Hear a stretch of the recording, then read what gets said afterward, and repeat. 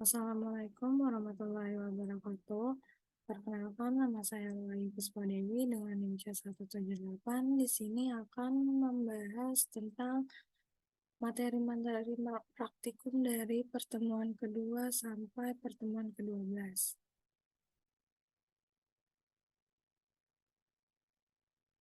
Nah, di sini ada 9 materi. Yang pertama itu ada ciri seksual primer dan sekunder, yang kedua ada organ reproduksi, yang ketiga ada perkembangan gonad dan gambaran histologi, yang keempat ada diameter telur dan fekunditas, yang kelima ada HSI dan GSI, yang keenam ada induksi hormonal, yang ketujuh ada rekayasa kelamin, yang kedelapan ada bioasai, dan yang kesembilan ada preservasi gonad.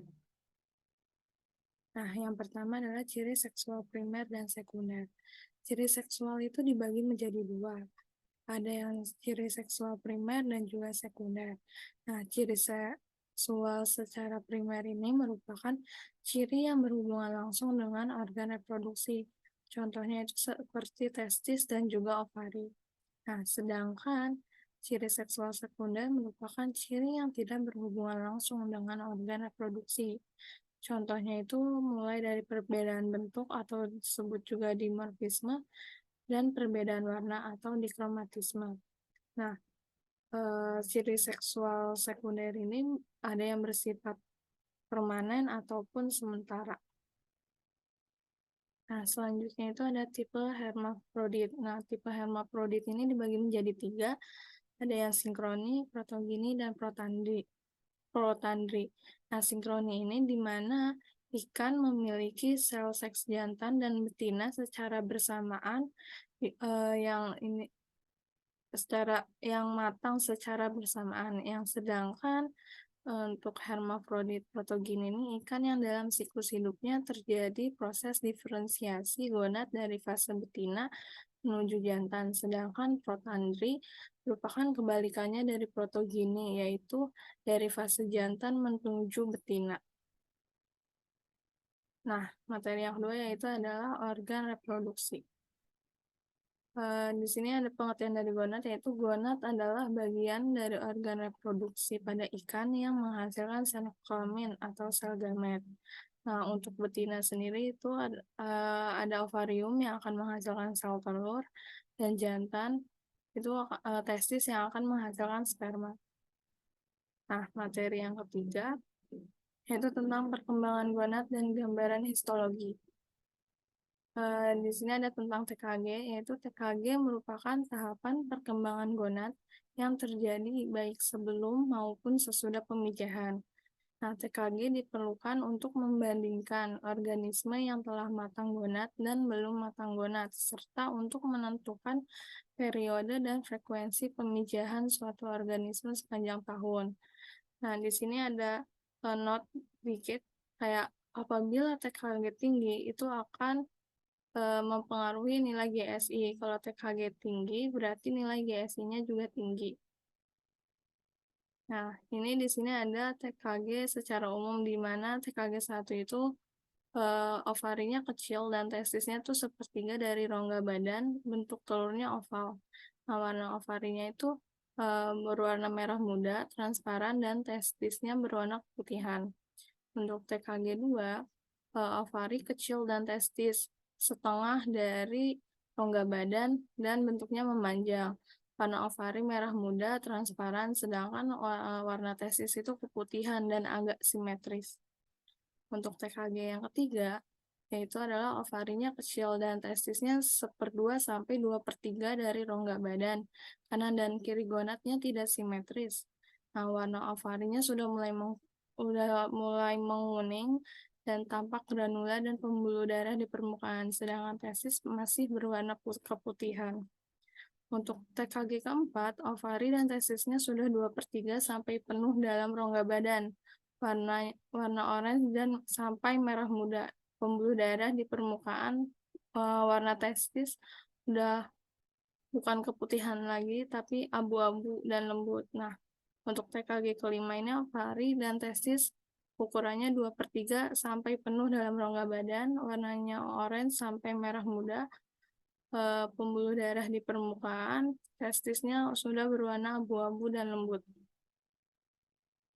Materi yang keempat yaitu diameter telur dan fekunditas. Nah, diameter telur merupakan garis tengah atau ukuran panjang dari suatu telur yang diukur menggunakan mikrometer pada mikroskop. Garis tengah telur pada ovarium semakin besar seiring dengan meningkatnya TKG. Setelah terjadi proses ovulasi dan pemijahan, sampel telur dapat diambil kemudian diukur diameternya menggunakan alat pengukur panjang. Nah, fekunditas. Fekunditas merupakan jumlah telur ikan betina yang matang sebelum dikeluarkan pada waktu ikan akan memijah.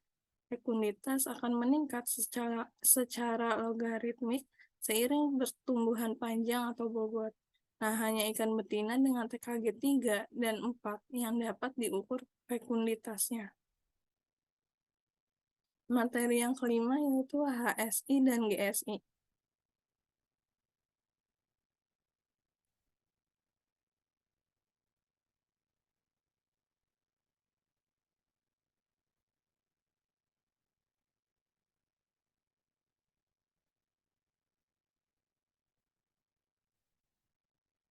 Nah, HSI adalah perbandingan antara berat hati ikan dengan berat tubuh ikan, yang mana dari perbandingan ini dapat menggambarkan metabolisme yang terjadi di hati ikan.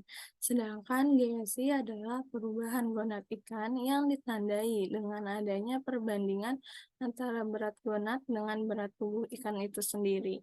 Nah, perubahan gonad dapat diamati secara kuantitatif. Nah, selanjutnya nilai HSI dan GSI itu dapat dipengaruhi oleh beberapa faktor, yaitu dari faktor suhu, dari faktor pakan, TKG, dan aktivitas lingkungan. Nah, fungsi dari HSI dan GSI itu sendiri untuk yang pertama, untuk mengetahui pola pemijahan ikan. Yang kedua, sebagai indikator kualitas lingkungan dan kesehatan ikan. Dan yang ketiga, sebagai pengukuran untuk TKG.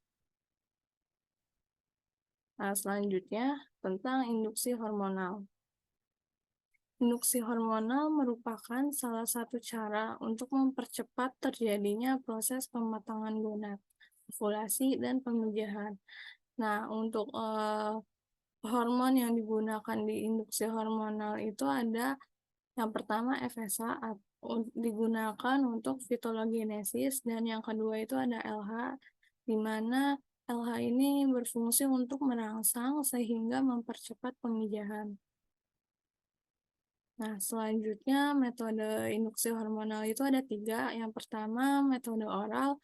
Metode oral ini si hormonnya dicampurkan dengan pakan ikan tersebut. Yang kedua ada metode perendaman, dan yang ketiga ada metode penyuntikan.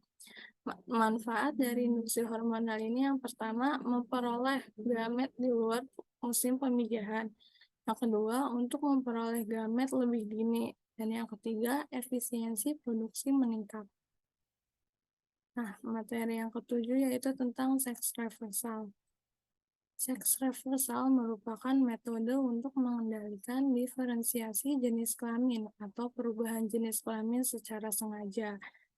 Di seks reversal ini terdapat beberapa hormon yang dapat digunakan. Yang pertama, hormon 17 alfa metil testosteron, yang kedua hormon 17 beta estradiol, yang ketiga aromatase inhibitor, yang keempat ada propolis, dan yang kelima ada akriflavin. Selanjutnya materi tentang bioasai. Bioasai didefinisikan sebagai penentuan konsentrasi agen fisik, kimia, atau biologis dengan cara membandingkan level reaksi pengujian dengan kontrol dalam sistem biologis yang sesuai dengan kondisi standar yang ditentukan. Nah, di dalam bioasai atau ELISA ini terdapat beberapa jenis. Yang pertama ada direct, yang kedua ada indirect, yang ketiga ada sandwich, yang keempat ada kompetitif. Nah, manfaat dari ELISA ini yang pertama untuk mendeteksi residu obat, yang kedua mendeteksi penyakit, yang ketiga mendeteksi hormon. Selanjutnya, materi tentang preservasi gonad. Preservasi gonad merupakan metode untuk pengawetan gonad. Nah, Criopreservasi merupakan suatu proses pengawetan untuk sperma. Suhu biasa untuk penyimpanan sperma adalah -196 derajat Celcius dalam nitrogen cair. Unsur-unsur yang mempengaruhi keberhasilan pengawetan sperma antara lain pengencer, rasio pengencer, bahan pelindung, laju pembekuan, dan laju pencairan kembali. Bahan yang diperlukan dalam media kriopreservasi yaitu krioprotektan. Nah, selanjutnya ini adalah daftar pustaka yang saya gunakan untuk PPT hari ini. Nah, selebihnya eh, mohon dimaafkan apabila terdapat beberapa kesalahan. Eh, Saya tutup. Wassalamualaikum warahmatullahi wabarakatuh.